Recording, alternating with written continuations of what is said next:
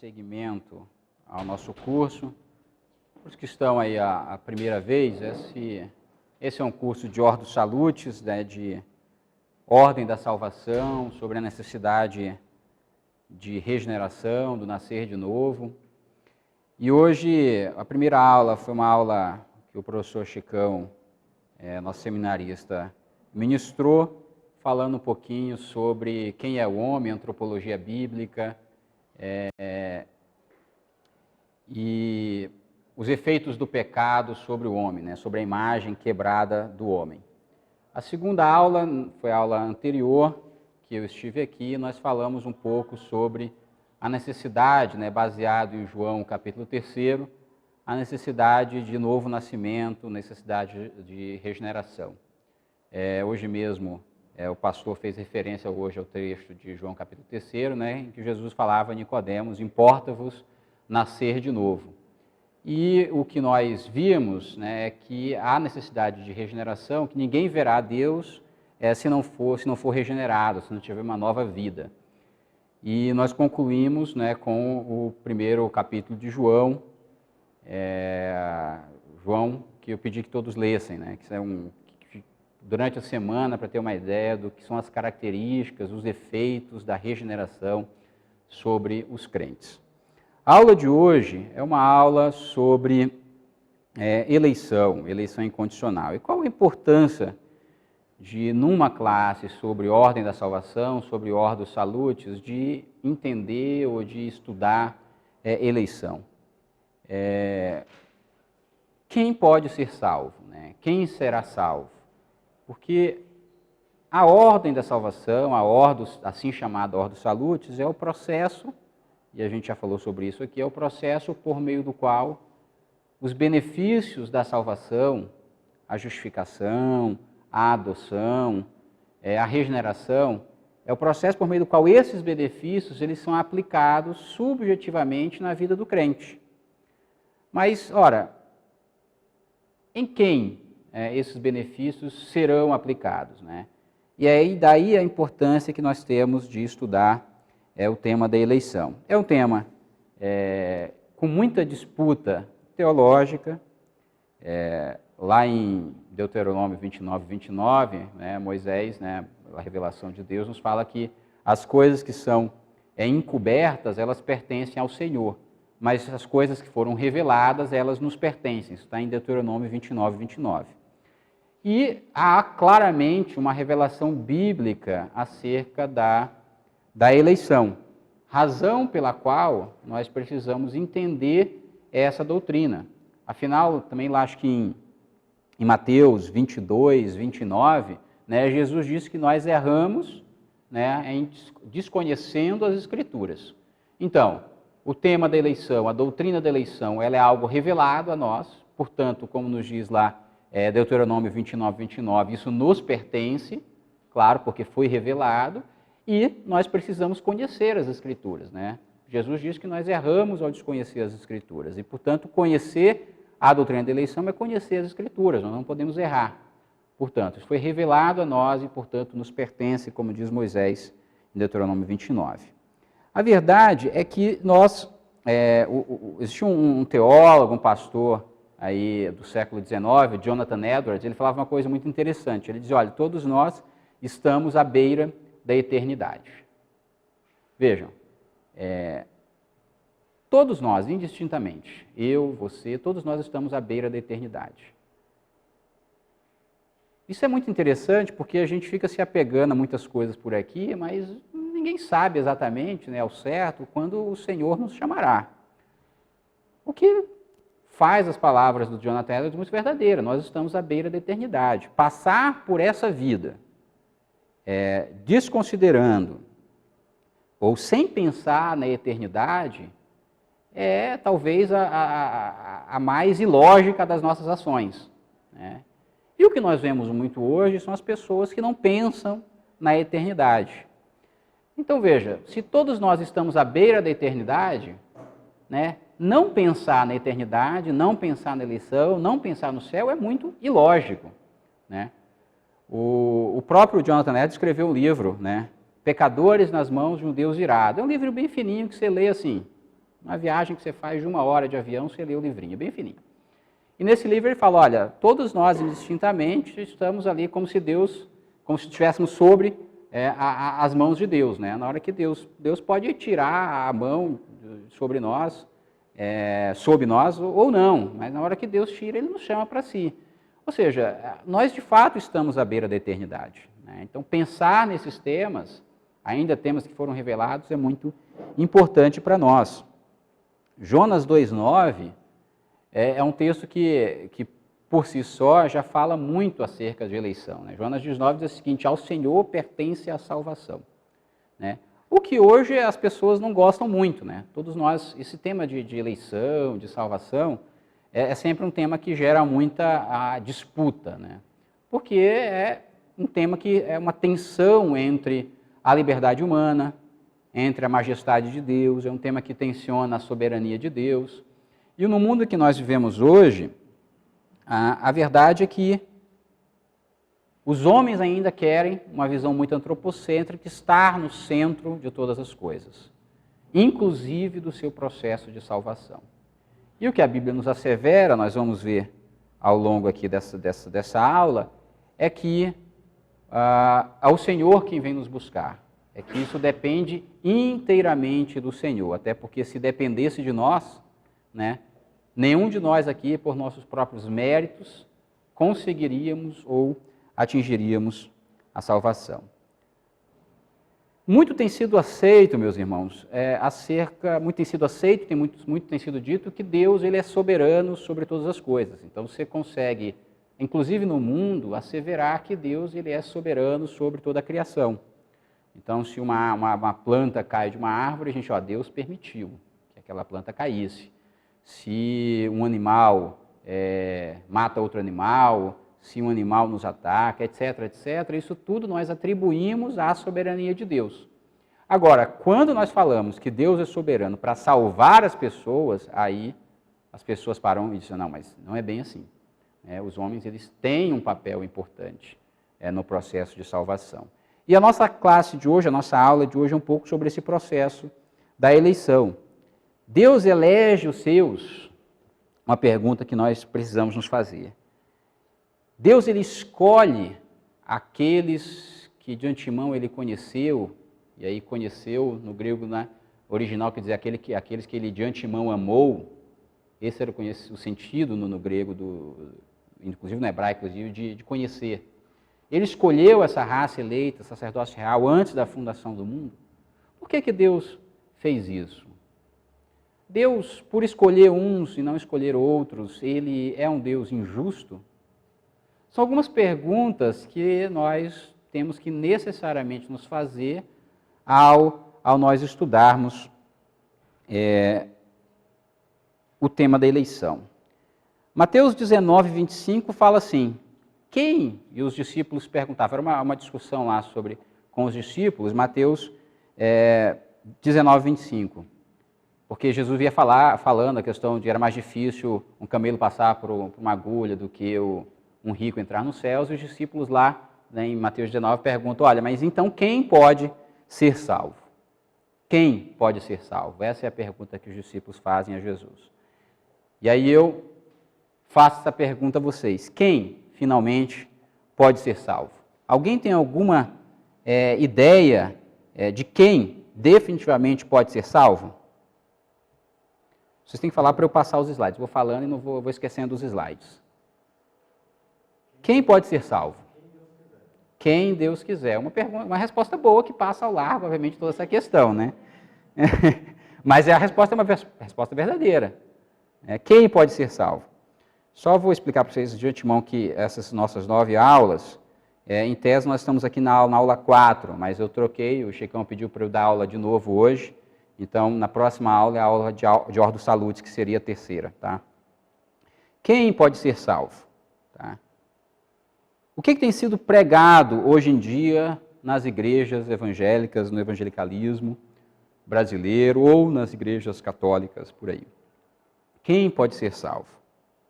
O que tem sido pregado? Um evangelho centrado na palavra de Deus, que busca, na verdade, reverência e honra ao Deus Criador soberano, ou um evangelho que está muito preocupado com a posição do homem nesse cenário? Como é que vocês veem isso? Assim? Há algum embate? Alguém que tenha alguma dimensão assim, de quem pode ser salvo? Como é que vocês veem isso hoje? Todos podem ser salvos? Alguns serão salvos? Todo o que crê. Porque quando Jesus morreu na cruz, ele atraiu todos Para si. ele mesmo, para fazer morrer. Se todos que crerem, que morreram no corpo de Cristo, experimentaram o novo nascimento, então ele vai ser salvo. Isso é verdadeiro também. Agora, quem tem essa capacidade de crer? A pergunta é anterior, portanto. Quem crerá? Quem terá essa capacidade? Quem terá essa inclinação a crer? Nós temos como saber isso? Não, não temos como saber isso. Isso é obra do Senhor. Nós não temos como perscrutar se isso de fato é uma doutrina bíblica.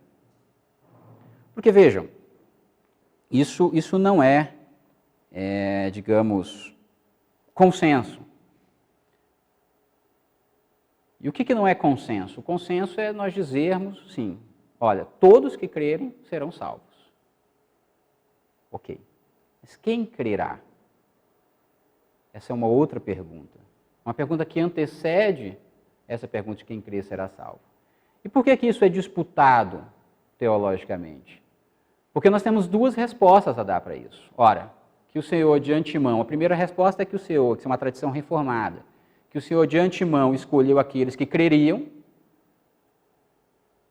e o Senhor fará tudo o que lhe aprouver para manter esses que ele de antemão conheceu, para salvá-los.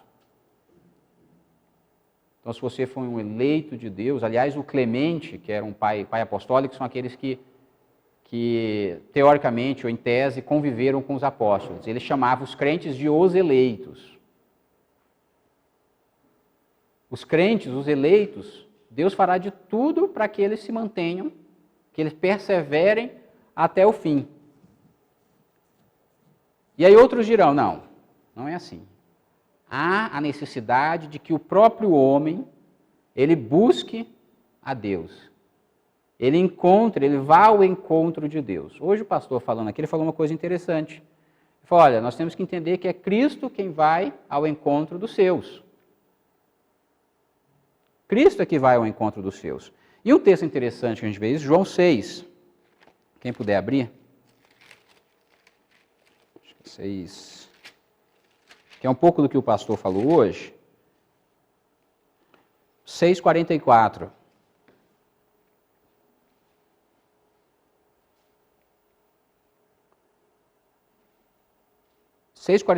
Diz assim, João 6,44. Ninguém pode vir a mim, Jesus falando, tá? Se o Pai que me enviou não o trouxer, e eu o ressuscitarei no último dia. Ninguém pode ir a Jesus se o Pai que de antemão escolheu não levar. E aqui é interessante que vocês, na versão de vocês, não sei se tem essa palavra, se o Pai que me enviou não o trouxer. O trouxer aqui, a palavra grega para trouxer é elko. E sabe o que quer dizer elko? Ela só aparece mais uma vez na Bíblia, lá em Tiago 2. Quer dizer, se o Pai que me enviou não o compelir, não o arrastar. Olha que interessante. O Pai precisa compelir, o Pai precisa arrastar a nós, para que a gente consiga ir a Deus.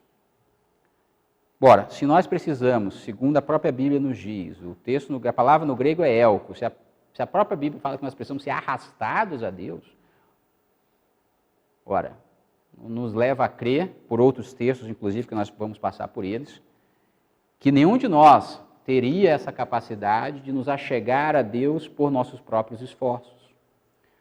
Por que isso, gente, é tão disputado? Porque no mundo em que nós vivemos, a capacidade que o homem tem, ou teria, de se achegar a Deus é importante para o homem em um momento de iluminismo. Nós somos muito antropocêntricos, nós queremos ter a capacidade por nós mesmos de fazermos as coisas. Um grande teólogo judeu, chamado, eu recomendo, eu li 2 livros dele, do Abraham Joshua Heschel. Ele escreveu um livro, e ele é um judeu, ele escreveu um livro cujo título é Deus em Busca do Homem. Não é o homem que vai em direção a Deus. É Deus que nos arrasta, é Deus que nos compele, é Deus que nos faz ir até Cristo, até Ele mesmo. E olha, vejam que é um judeu falando isso. É Deus quem vai nos buscar, não somos nós, pelos nossos próprios méritos, que podemos nos achegar a Deus. Se eu estou aqui hoje, se o Júlio está aqui hoje, se cada um de nós está aqui hoje, não é pelos nossos próprios méritos, não é por nós mesmos que nós estamos aqui. Afinal, nós lemos lá 1 João e a gente descobriu lá que os mandamentos de Deus não são penosos para aqueles que são salvos. Porque se fosse penoso para nós mesmos, vocês vão de convir que hoje está um dia ensolarado, muitos queriam estar no clube, outros teriam que fazer outras coisas, mas estamos aqui porque Deus nos regenerou para uma nova vida e nós estamos aqui, na verdade, isso não é penoso para nós. Nós estamos aprendendo a palavra, nós estamos nos aproximando de Deus. Tércio? Em Efésios 2 fala muito sobre isso, né? Então, fala que Deus nos deu vida estando nós mortos dos nossos delitos e pecados. O morto não pode querer nada, né? E lá no versículo 8 fala, pela graça sois salvos mediante a fé. Isso não vem de vós, é dom de Deus. É dom de Deus, isso não vem de nós. Então vejam que, depois a gente vai ler Romanos 9, que aí é indisputável, não tem como a gente fugir um pouco disso. Mas o que eu quero que vocês entendam é que, primeiro, isso não é uma coisa simples de dizer. Hoje eu chego aqui, consigo falar sobre eleição com um embasamento bíblico, mas se você for à igreja ao lado ou na outra igreja, essa doutrina ela é pregada de maneira diferente. Não são calvinistas. Porque eu coloquei isso aqui um pouco para mostrar qual é o pilar, na verdade, como é que a gente trabalha. E trabalha do ponto de vista de cosmovisão mesmo, tá? Começa com a depravação total. Eu deixei em inglês porque o TULIP é o acrônimo para os 5 pontos do calvinismo. Por isso que a gente começa falando sobre antropologia bíblica nesse curso. Quem é o homem? Depravação total. Eleição incondicional. Não tem nenhuma condição, nós somos eleitos sem nenhuma condicionalidade. Eu não sou eleito porque eu fiz algo para merecer ser eleito. Eu sou livre, eu sou eleito pela pura e simples graça e misericórdia de Deus. Expiação limitada. Cristo morreu por alguns escolhidos, não por todos. No sentido de dizer que se Cristo tivesse morrido por todos, todos necessariamente deveriam ser salvos. Porque senão o sacrifício não teria sido eficiente. A graça é irresistível para aqueles que foram eleitos. E aqueles que foram eleitos, para os quais Cristo morreu, a graça os atingiu de maneira irresistível, esses perseverarão até o final. Esse é o sentido da doutrina calvinista. Eu não vou me ater nos 5 pontos, tá? Porque não é o locus aqui para a gente se ater, mas isso aqui eu já falei, olha, o mundo em que nós vivemos, ele é um mundo antropocêntrico, cujo nós temos uma necessidade de que o homem esteja no centro de todas as coisas. Tá? E o que a Bíblia nos diz é que ao Senhor pertence a salvação. O que a Bíblia nos diz é que Jesus falando, ele falou, olha, eu sou bom pastor, eu conheço as minhas próprias ovelhas e elas me conhecem. Tá? Assim como o Pai me conhece, eu conheço o Pai e entrego minhas vidas pelas ovelhas. Esse é um discurso não muito bem visto por aí.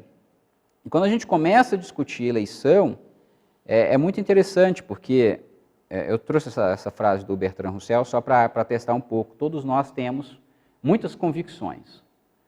O nosso papel como cristãos, tendo sido regenerados, etc., é nós procurarmos trazer as nossas convicções para o que a Bíblia nos ensina. Tá?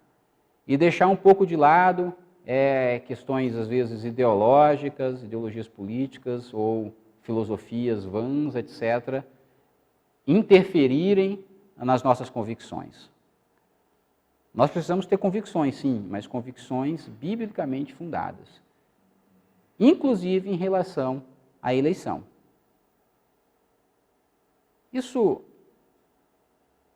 O estudo da eleição é interessante porque o problema não é, meus irmãos, alguns terem sido eleitos para a vida eterna.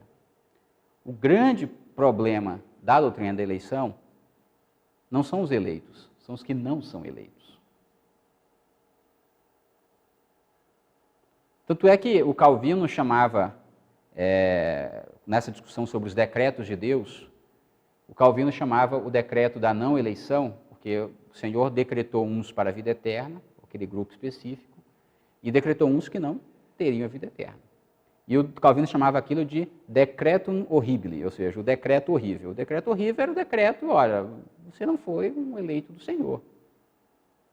Isso gera uma certa angústia nos nossos corações, aqueles, porque começa a vir uma série de coisas. Olha, mas se Deus assim decretou, Deus é um Deus injusto. Pode Deus ser um Deus injusto? Ora, uma primeira pergunta que surge. Deus, de fato, se Deus é Deus, Ele é soberano sobre todas as coisas.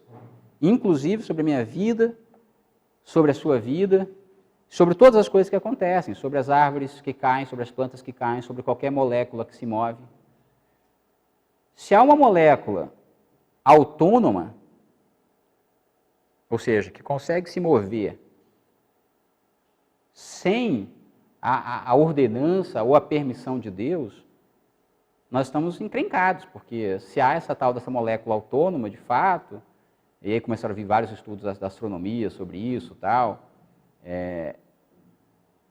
de duas uma, ou essa molécula ela é Deus, porque ela consegue autonomamente viver sem o Criador, ou Deus não é Deus, porque Deus não é soberano sobre aquilo que Ele mesmo criou. Isso não é teologia, isso é lógica. Vejam, quando a gente está nessa discussão, né, isso eu já falei aqui dos 5 pontos do calvinismo, tal, falei do Clemente, há muitos, inclusive, que morreram por conta dessa doutrina. Tinha um monge chamado Gottschalk, um monge alemão, que ele morreu por essa doutrina, por acreditar de que uns eram eleitos e de que outros não eram eleitos. Depois desse monge, foi preso, torturado, etc., Gottschalk, em alemão, depois vocês procurem na internet um pouquinho sobre ele. Depois dele, tem toda aquela discussão que não cabe a nós aqui discutir, do Pelágio, depois a discussão do Armínios, do Teodoro Beza em Genebra, dos remonstrantes, do que ficou os arminianos, o Sínodo de Dort, etc, etc. Isso é uma discussão que vem de muito, muito, muito tempo. E Lutero dizia, olha, quando a gente fala sobre eleição, sobre salvação, nós precisamos de um Deus que não seja humano demais. Ele dizia isso para o Erasmo de Roterdã.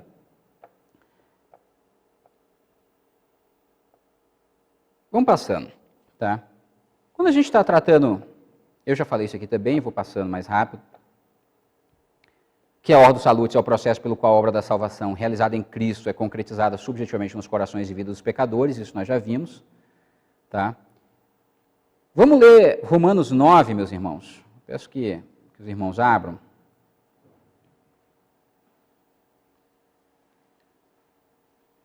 Queria ler todo o capítulo, porque ele tira já de cara todas as nossas dúvidas acerca do tema.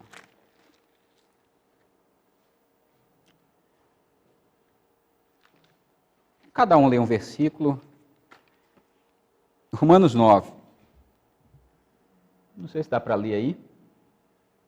Mas quem não quiser na sua Bíblia está projetado. Digo a verdade em Cristo, não minto, testemunhando comigo no Espírito Santo a minha própria consciência.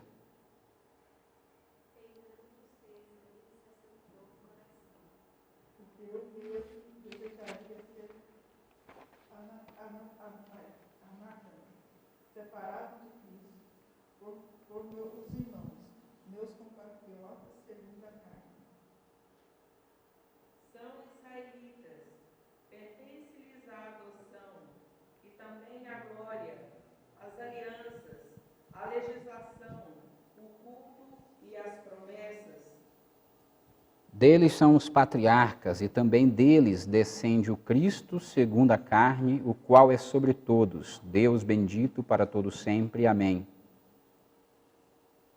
Não que a palavra de Deus haja faltado, porque nem todos os que são de Israel são israelitas.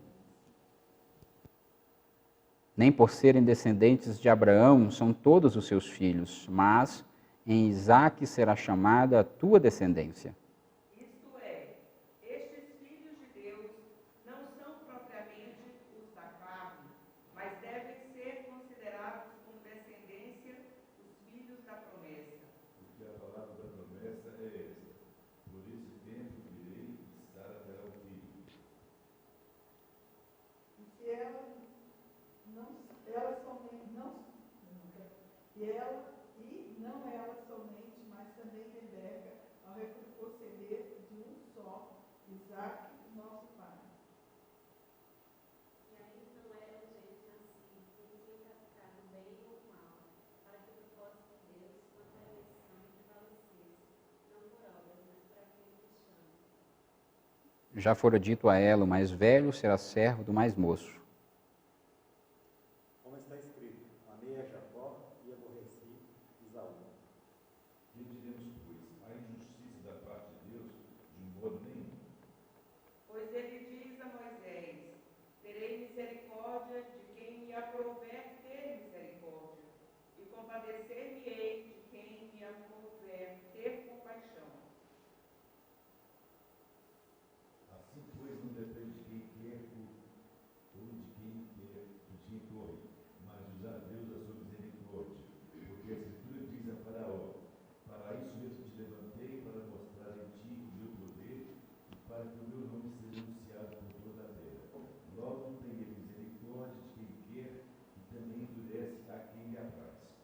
Tu, porém, me dirás de que se queixa ele ainda, pois quem jamais resistiu à sua vontade? Quem és tu, ó homem, para discutires com Deus?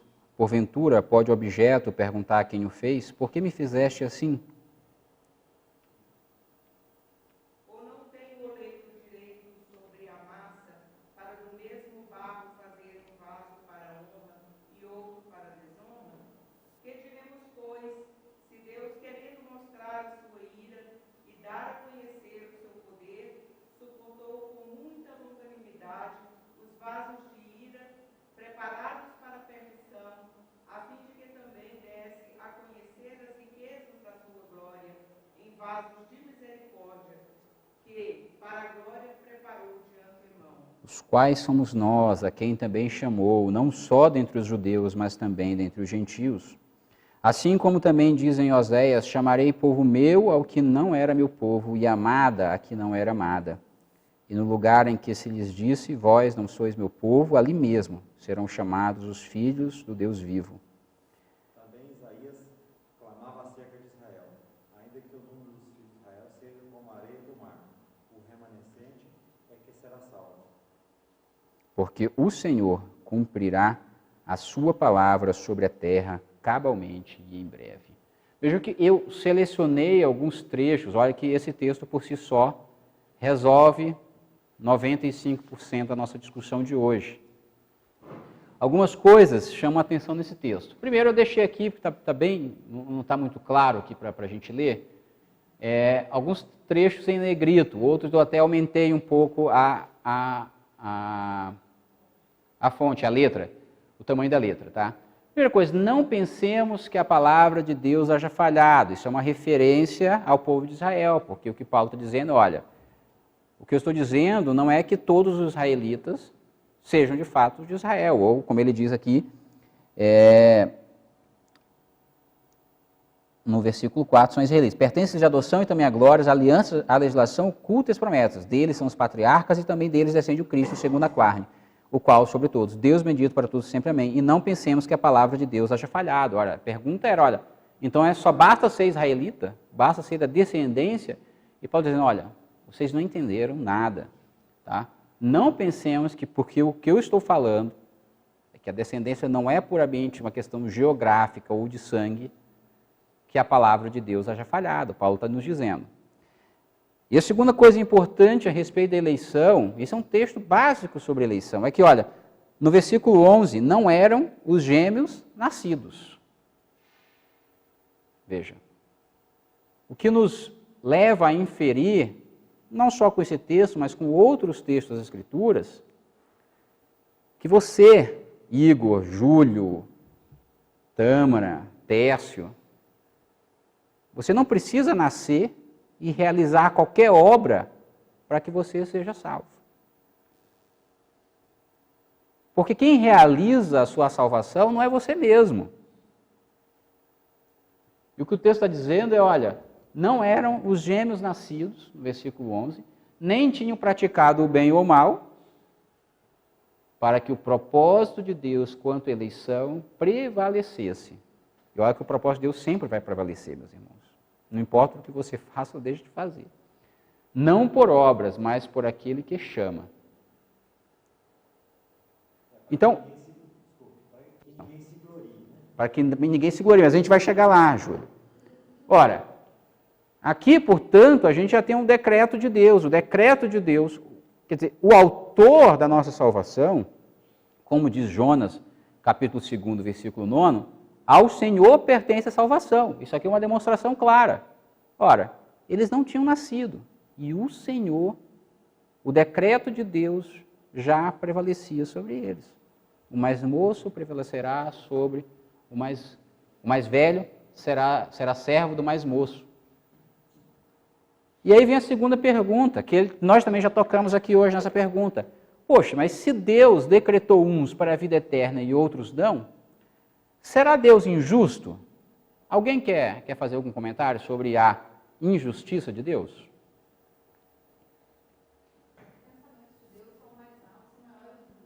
Isaías, isso.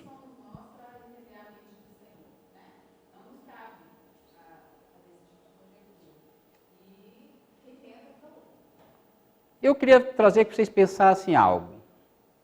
Ora, Paulo nos fala peremptoriamente de que, de modo nenhum, Deus não é injusto.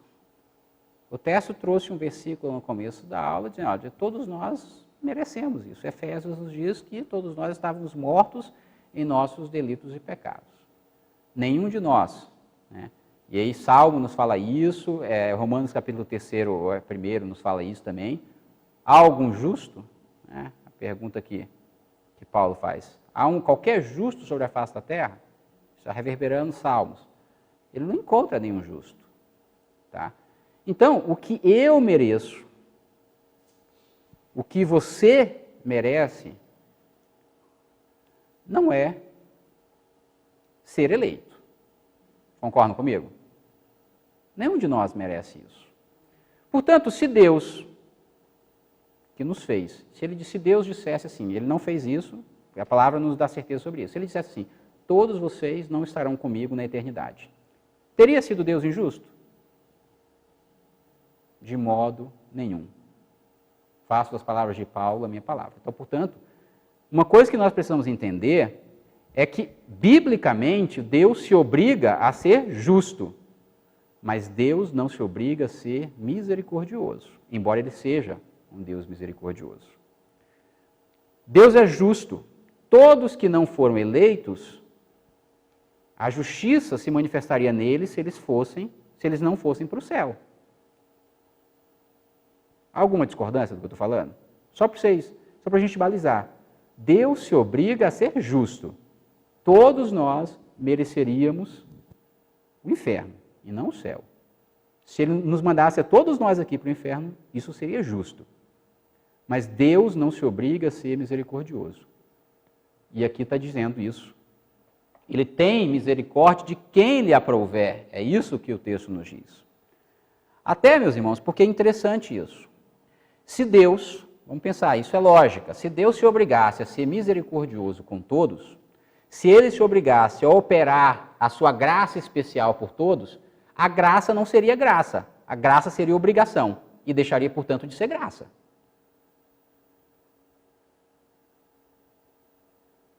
Por que a graça ela é especial?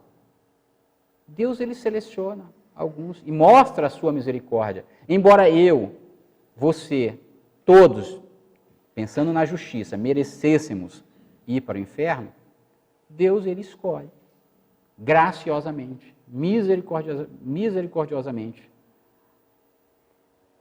de quem ele se aprouve na eternidade, ter misericórdia.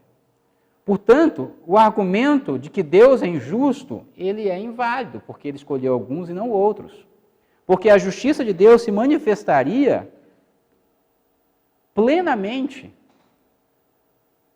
em todos indo para o inferno. Mas ele também, graciosamente, misericordiosamente, escolheu alguns. Deus continua sendo justo. Ele se obriga a ser justo, porque é da natureza, é do atributo de Deus ser justo. Então Deus é justo escolhendo alguns, tendo misericórdia de alguns, e ele é justo não elegendo outros. Eu não tenho como dizer, eu sei que tem duas pessoas querendo falar, eu não tenho como dizer quem será. Isso é do conselho de Deus. Os pensamentos de Deus, como nos diz Isaías, são mais altos que os nossos. O conselho de Deus é melhor que o nosso. Mas uma certeza eu posso ter, que ele não é injusto em hipótese alguma. Caso, como ele aplica a sua graça, ele aplica a sua graça porque é graça. Isso é da natureza da graça. A graça, ela é eletiva. Se o Júlio me deve R$100, ele não me deve, tá? Se o Marquinhos me deve R$100, e eu falo, Júlio, você não me deve mais a partir de hoje, você tem uma dívida comigo. E eu perdoo a dívida do Júlio, mas eu cobro do Marquinhos, eu não sou justo? Por que eu deixaria de ser justo? A dívida é comigo.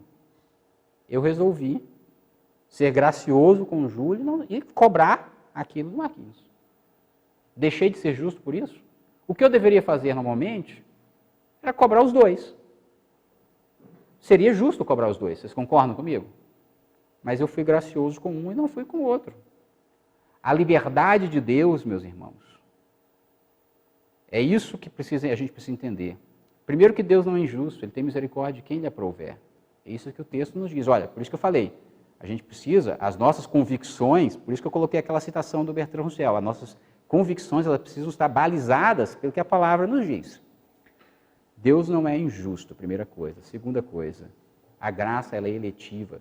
Se eu me obrigasse a perdoar também o Marquinhos, isso seria graça ou seria obrigação? Deixaria de ser graça. Minha irmã, a senhora quer falar? Eu queria citar o exemplo de Jó, que se colocava como um homem justo, né? Isso. E no decorrer da leitura de todo o livro de Jó, nós percebemos que ele estava imbuído de uma justiça própria. E Deus argumentou com ele. Você estava lá quando eu criei todas as coisas, e foi discorrendo com ele, né? No final, ele reconhece que a justiça dele não valia nada. Agora ele declara com a própria boca, antes eu te conhecia só de ouvir. Agora ele tem uma experiência, porque foi necessário que ele fosse, como esse barro mencionado nessa leitura que a gente acabou de fazer aqui, o oleiro pegou aquele barro de Jó e foi quebrando, e amassando, e colocou ele numa situação lamentável. Porque quando a gente lê o livro de Jó, a gente pensa assim, poxa vida, mas por quê? Né? Talvez exatamente para que ficasse como exemplo para nós. Porque todos os relatos que estão na Bíblia, eles não estão por mero acaso, eles estão ali para servir de uma lição para todos nós. É Deus falando, olha o que aconteceu com aquela pessoa. Né? De repente, você pode cair nessa situação também. É isso aí. Tércio. Aquele versículo de Romanos que fala, todos pecaram, então todos pecaram. E destituídos. Então, ninguém merece a graça de Deus. Um outro texto também que fala bem sobre isso aí, aqueles dos trabalhadores, né, lá em Mateus 20, mais ou menos que um trabalhador saiu cedo, contratou um cara para trabalhar o dia todo e pagou para ele. Isso. Bem mais tarde, contratou outro e pagou o dia todo. Né?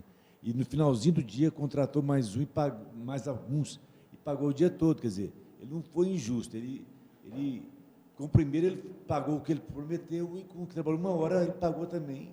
Ele não foi injusto nada. Com nenhum dos dois. Veja que o argumento da injustiça de Deus, ele não para de pé.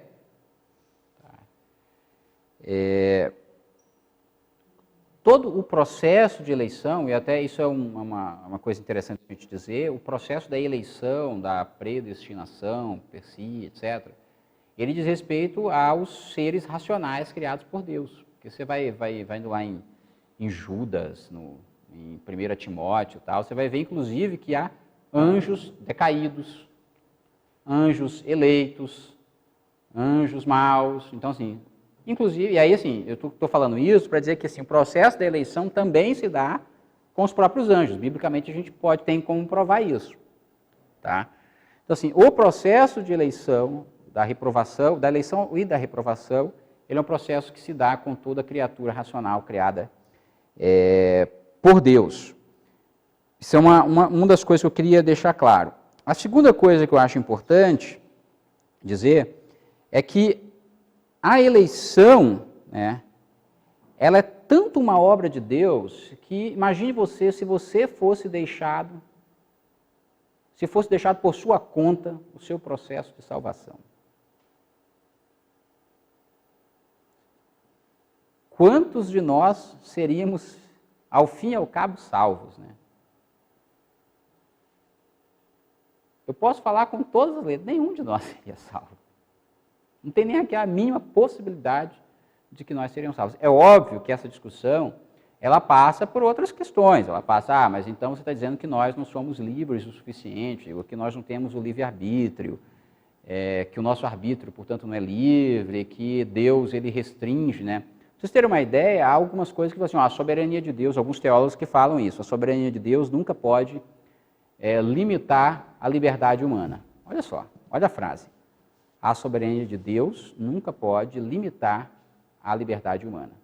Quando, na verdade, o que a Bíblia nos ensina é que a liberdade humana nunca pode limitar a soberania de Deus. Mas o que tem sido dito por aí é que a soberania de Deus não pode limitar a liberdade humana, que nós temos que ser livres para qualquer coisa, tá? E que a soberania de Deus não pode, esse é o termo, limitar essa nossa liberdade. Mas, ora, vejam, liberdade e soberania são termos não necessariamente opostos, não são paradoxais. Tá? Talvez, se a gente pegar aí um exemplo mais crítico hoje de déspota, de soberano nesses países pós-comunistas, a Coreia do Norte, por exemplo, que é um déspota, até onde se sabe, óbvio, né, que ninguém sabe muito o que acontece lá. E é o país que mais persegue cristãos no mundo.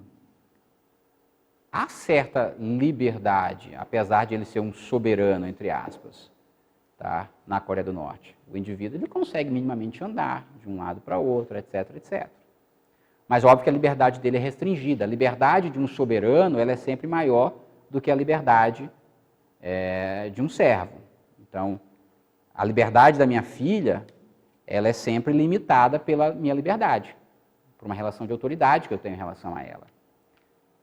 Então, portanto, soberania e liberdade não são termos opostos. Talvez se a gente colocasse aí soberania e autonomia, aí sim, seriam termos opostos. O que eu quero dizer com toda essa discussão é que a soberania de Deus, ela não limita a nossa liberdade, e muito menos a nossa responsabilidade.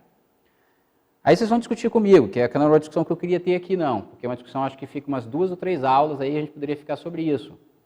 Que era uma discussão sobre o problema do mal. Então, Igor, nós temos responsabilidade, Por que uns são predestinados, eleitos e outros não? Não sei. Mas por que outros são condenados? A resposta por que os outros são condenados é por conta do pecado, sem dúvida nenhuma.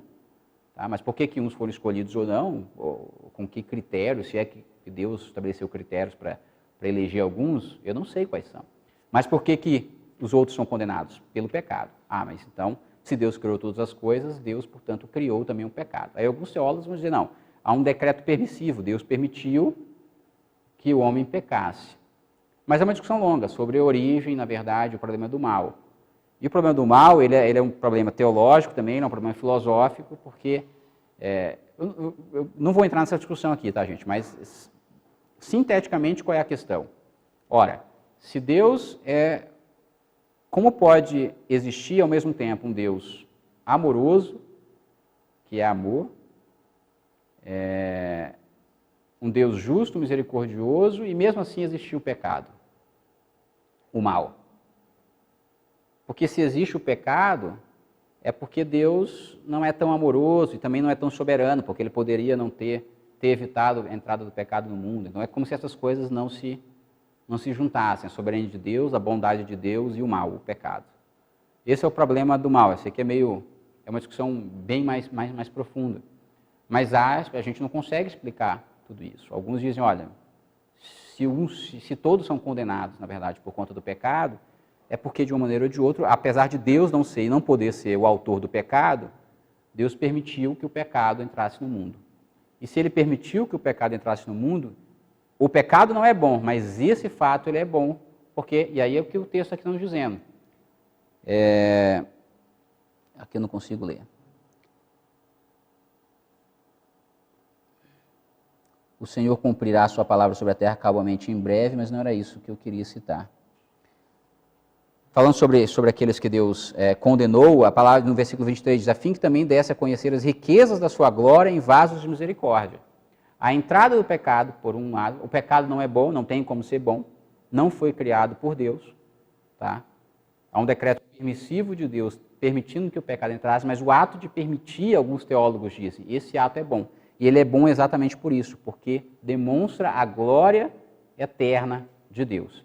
Nós conseguimos reconhecer a glória eterna de Deus em virtude de o pecado ter entrado nesse mundo. Mas vamos continuar. O discurso da injustiça de Deus, nós já balizamos.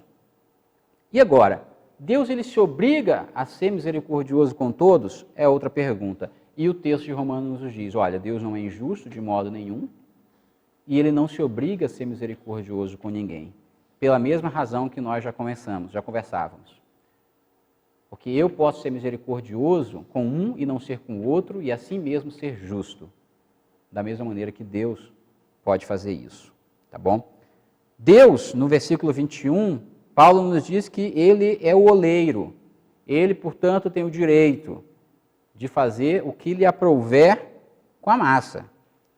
Ele faz uma massa para honra e outro para desonra. E na que ele faz para honra, ele faz para glorificar o nome dele. E a que ele faz para desonra, ele também faz para glorificar o nome dele. É assim que as coisas funcionam. Mas os pensamentos de Deus são mais altos que os nossos. Isso pode parecer injusto para vocês, pode parecer, mas então Deus é muito mau. Mas a palavra de Deus, as nossas convicções têm que ser balizadas pelo que está na palavra de Deus. E é isso que a palavra de Deus nos ensina. Vejam que esse texto, ele é um texto que nós poderíamos discorrer sobre esse texto durante toda a nossa aula. Tá? Os decretos de Deus, nós já falamos. Ora, um decreto que é para eleição e o outro é um decreto para reprovação. E nós não precisamos, ao fim e ao cabo, nos incomodarmos com isso, porque isso é conselho divino. Tá? Isso é palavra de Deus.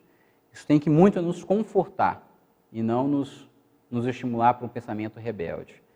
É interessante porque, pensem comigo, né, qual obrigação Deus teria, se a gente tivesse muito livremente para falar, qual obrigação Deus teria de amar ou de ter misericórdia com um ser que o odeia e com um ser que faz de tudo para se afastar dele?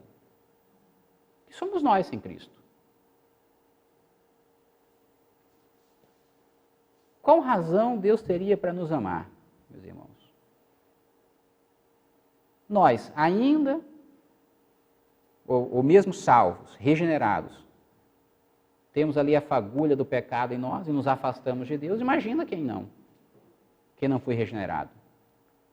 Por que Deus, pensem nisso, por que Deus se obrigaria a amar um ser assim?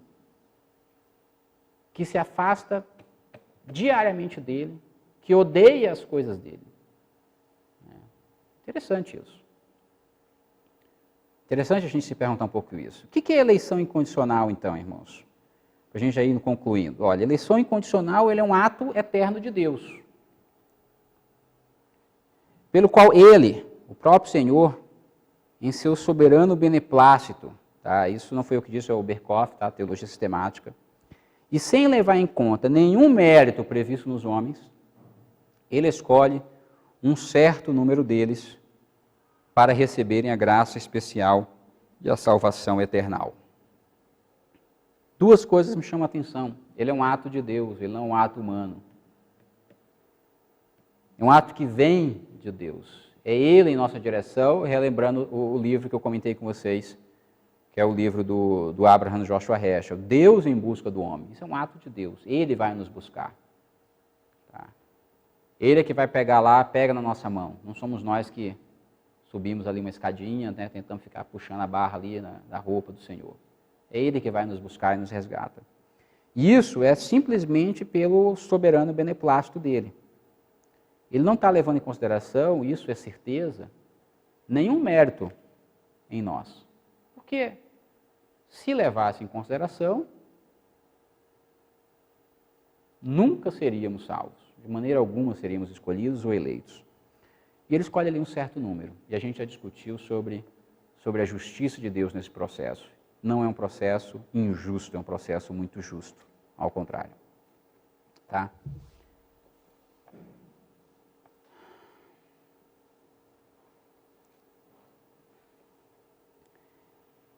Vocês acham que, uma pergunta à parte, tá? Vocês acham que a eleição de Deus, de uns, ela limita a liberdade das pessoas?